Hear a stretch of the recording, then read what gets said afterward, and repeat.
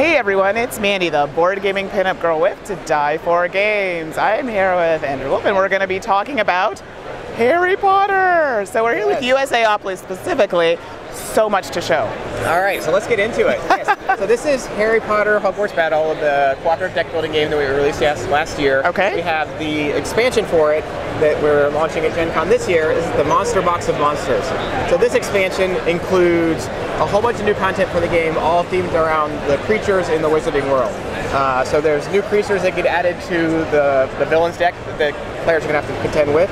We've added a new element in gameplay with these encounters, which are like little cooperative puzzles that the players have to solve. So it just adds some additional challenges. There's new dark arts events that are all creature themed and get the players in trouble. You potentially can get detention slips. So detention there are things you don't want. So those are cards that you would get added to your deck that you try to get rid of or avoid having. Obviously they're going to clog up your hand.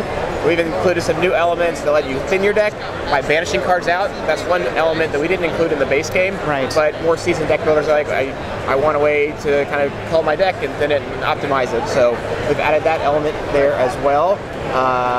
Tons of new Hogwarts cards to give players, a really good sense of all the fun stuff from the creature side of the Wizarding world. Things like the harp, so you can kind of tame the monsters and help deal with the beast. There's a new playable character with Luna Lovegood. Everyone's really excited about that. So now they're, in addition to the main four, there's a fifth character with Luna. She has her own starting deck of cards. She's got her lion hat, the Spectre Specs, Crumplehorn Snorkack, her Loa Mora spells. So we're really excited about this expansion. And one thing that I'll share real quick with it is, like in the base game, you're going to find that there are 4 more boxes, 4 more sets of sequential adventures that you can go through in the game. Get the expansion box, open up box 1, get all this great content.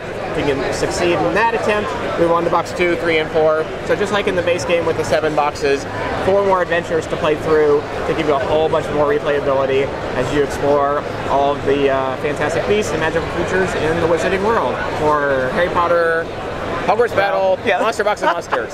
It's a mouthful. So would you say that there's been increased difficulty, or it's just okay? For sure. Okay. So by introducing these detention cards that sort of work to de-optimize your deck, that you have to get rid of, the encounters that add additional challenges, the different creatures that have different ways in which you need to contend with them, there's definitely some amped up difficulty and challenge in the game. Okay, which I like. The game was hard enough, which I still like, so that makes it, more replayability. Can't go wrong with that. Yes. Okay, so you all know that I am huge into horror. Hello, To Die For Games. So we are looking at The Thing. So I'm excited. Tell me more. Absolutely. So this is The Thing, Infection at Outpost 31. Okay. So it is a hidden identity survival horror game.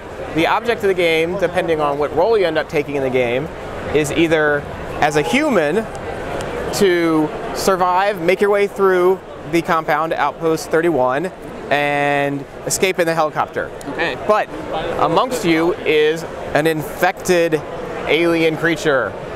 But he looks exactly like one of the humans. So if you're familiar with the film, you're going to be familiar with the story here. So these are our characters. They're trapped in this Antarctic research station. They realize that something has gone awry and something is terrible that's happening here. They're going to try and figure out who's infected, who they can trust, and how they're going to survive and get the hell out of there. So players are going to go on missions. They're going to assemble teams, and they're going to have to scour the station looking for key components to make it from sector to sector.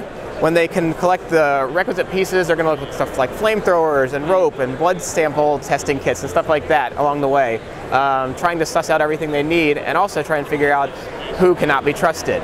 All amongst that, there's someone, at least one player, and potentially the infection can spread, who's trying to either wipe out humanity by escaping on the helicopter, unbeknownst to the humans, or just destroying the entire station and then running amok. Oh my goodness. So the mechanics you're probably going to be familiar with from any hidden identity games, where you don't know who to trust. Everyone's going to be submitting some information. Someone's going to be trying to sabotage things and screw things up along the way.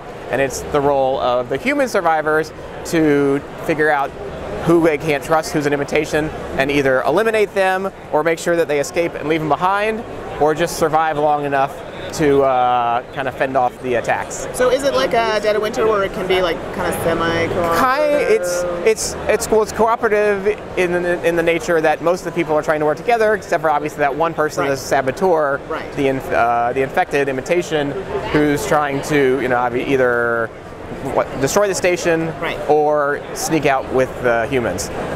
So you can either be infected as an imitation or human. You've got these awesome pieces that represent the things, so along the way you're going to encounter them and you have to try and battle and defeat them. As the game progresses, the more the station is going to get set on fire and destroyed, and there's going to be power outages. You're going to be collecting these supplies that you're going to need to use to succeed in missions, but along the way there can also be sabotages that people can get thrown in as the infection to spoil the plans. So it really embraces the themes and elements, the really fun storytelling from the movie in a really fun way where you can't trust anyone and you're just praying to God that you get things right. So this is a nice like nostalgic feel, which is great. I mean, if you're my age, which I'm not going to disclose, the movie it brings back a lot of memories. So I'm glad to see that they're doing, and it looks like it's done well. A lot of these games come back, based on a show or a movie, and it always makes you a little weary. But this sounds they're keeping it streamlined and simple, straightforward, but you're still keeping the essence of the actual movie. Yeah, it's totally immersive to the story. We've been demoing it right here all weekend long, and everyone is having a fantastic time. Like, even though you can't trust anybody, people are laughing and pointing fingers and shouting at one another. And it's like, you're the imitation. I knew you couldn't be trusted. How did you do that to me? You totally screwed us.